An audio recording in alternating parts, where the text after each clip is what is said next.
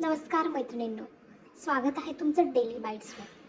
आपल्या गृहिणींच्या रोजच्या धावपळीत सगळ्यात महत्त्वाचं काम असतं ते म्हणजे किचन मॅनेजमेंट आणि त्याची सुरुवात होते ती म्हणजे महिन्याच्या किराणा सामानापासून.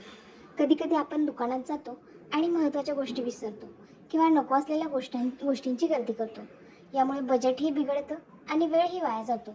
म्हणूनच मी आज तुमच्यासाठी घेऊन आले आहे 4 ते 5 व्यक्तींच्या कुटुंबासाठी लागणारी एक अल्टिमेट किराणा यादी.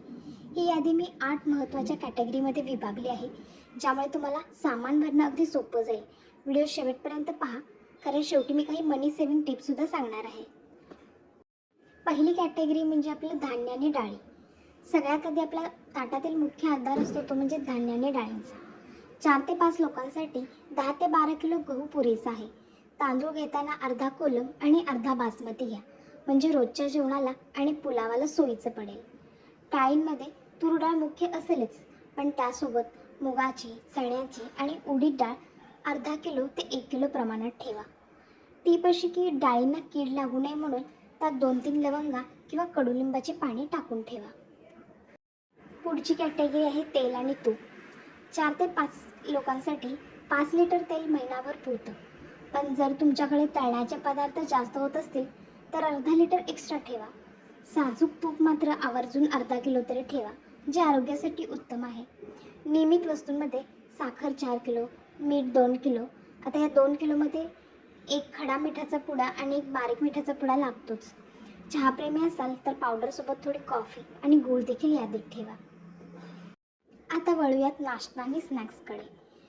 पोहे, रवा, साबुदाणा हे आपले नाश्त्याचे पदार्थ तर आहेच, पण त्याचबरोबर मुलांच्या आवडीनिवडीचे पास्ता किंवा नूडल्सचे 1-2 मोठे पॅकेट या यादीत ठेवा. यासाठी मी यादीत टोमॅटो केचप आणि शेजवान चटणी देखील ॲड केली आहे, कारण मधल्या वेळेत काहीतरी चटपटीत बनवायचं असेल तर या गोष्टी खूप कामाला येतात. शेंगदाणा 1 किलो आणि बेसन ॲटलिस्ट अर्धा किलो तुमच्याकडे नेहमी असायलाच हवं. पुढची कॅटेगरी म्हणजे मसाल्यांची. लाल तिखट आणि हळद यांची आपण मोठी पाकिटे आणतोच, पण त्याचबरोबर हिंग, जिरं आणि मोहरी यांच्याकडे लक्ष द्यायला विसरू नका, ते देखील ॲड करा. सुके खोबरे किमान अर्धा किलो घरी आणून ठेवा, म्हणजे वाटण करायला सोपं जातं. खड्या मसाल्यांमध्ये लवंग, मिरी आणि दालचिनी थोडी थोडी म्हणजे 50 ग्रॅम तरी नक्की आणा. यामुळे आमटी आणि भाजीला छान हॉटेलसारखा स्वाद येतो. आता नेक्स्ट कॅटेगरी आहे आपलं क्लिनिंग आणि पर्सनल केअर. यामध्ये कपड्यांचा साबण आणि डिटर्जंट पावडर 2 किलो आणून ठेवा.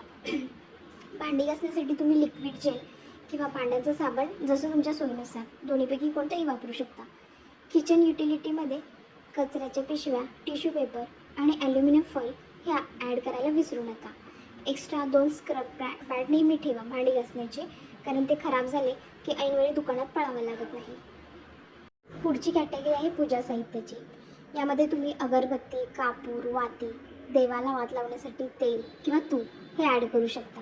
याचबरोबर काड्यापेट्यांचं एक छोटं बंडल, म्हणजे 10 काड्यापेटींचं एक बंडल असतो, तो आणून ठेवू शकता, जे किचनमध्ये आणि देवघरातही दोन्हीकडेही लागेल. ही तर झाली किराणा सामानाची लिस्ट. याशिवाय तुम्हाला बचत आणि प्रॉपर मॅनेजमेंट करण्यासाठी काही टिप्स मी देत आहे. पहिला ओल्ड स्टॉक चेक करा. किराणा भरण्यापूर्वी जुन्या डब्यांमध्ये काय शिल्लक आहे ते नक्की तपासता. अनेकदा आपल्याला हव्या असलेल्या गोष्टी अर्ध्या प्रमाणात आधीच उपलब्ध असतात आणि आपण विनाकारण नवीन आणतो. त्यामुळे आधी डबे चेक करा आणि मगच नवीन यादी तयार करा. दुसरी टिप अशी की होलसेल मार्केटची निवड करा. शक्य असल्यास जवळच्या होलसेल मार्केटमधून किंवा एखाद्या मोठ्या मॉलच्या ऑफर डेला किराणा भरा. नेक्स्ट टिप अशी की ब्रँडेडऐवजी क्वालिटीला महत्त्व द्या. प्रत्येक गोष्ट ब्रँडेड असायलाच हवी असं नाही. अनेकदा स्थानिक चक्कीचं पीठ किंवा जवळच्या खाण्याचे तेल हे ब्रँडेड वस्तूपेक्षा जास्त शुद्ध आणि स्वस्त असू शकतं. पुढची टिप अशी की पावसाळ्यात किंवा दमट हवेत डाळींना कीड लागू नये म्हणून त्यात 3 ते 4 लवंगा किंवा वाळलेली कडुलिंबाची पाने टाकून ठेवा. साखरेच्या डब्यात लवंगा टाकल्यास मुंग्या होत नाहीत. नेक्स्ट टिप अशी की प्लास्टिकचा वापर टाळा. इको फ्रेंडली शॉपिंग करा. किराणा आणायला जाताना घरूनच 2 ते 3 कापडी पिशव्या सोबत न्या. यामुळे प्लास्टिकचा कचरा कमी होईल आणि दुकानदाराकडूनही एक्स्ट्रा पिशव्या घ्याव्या लागणार नाहीत. नेक्स्ट, डेअरी आणि भाजीपाला वेगळे ठेवा. दूध, दही आणि भाजीपाला यांचा हिशेब किराणा यादीत पकडू नका. त्यासाठी एक वेगळं छोटं पाकिट किंवा बजेट बाजूला ठेवा. कारण हे खर्च रोजचे असतात. नेक्स्ट टिप, एक्सपायरी डेट तपासा. पॅकबंद वस्तू जसं की सॉस, केचप किंवा बिस्किटे घेताना एक्सपायरी डेट किंवा बेस्ट बिफोर नक्की तपासा. घाईघाईत आपण जुना माल घरी आणतो जो आरोग्यासाठी घातक ठरू शकतो. नेक्स्ट टिप म्हणजे दर महिन्याला किराणाचा झालेला एकूण खर्च एका छोट्या डायरीत लिहून ठेवा. यामुळे तुम्हाला समजेल की कोणत्या महिन्यात किती खर्च झाला आणि कुठे कपात करता येईल. तर मैत्रिणींनो, ही होती आपली अल्टिमेट मंथली किराणा लिस्ट. मला खात्री आहे की या यादीमुळे तुमच्या कामाचा ताण नक्कीच कमी होईल. ही लिस्ट टेंटेटिव्ह होती. ही लिस्ट तुम्ही तुमच्या गरजेनुसार थोडेफार प्रमाणात बदलू शकता. तुम्हाला हा आजचा व्हिडिओ कसा वाटला नक्की सांगा.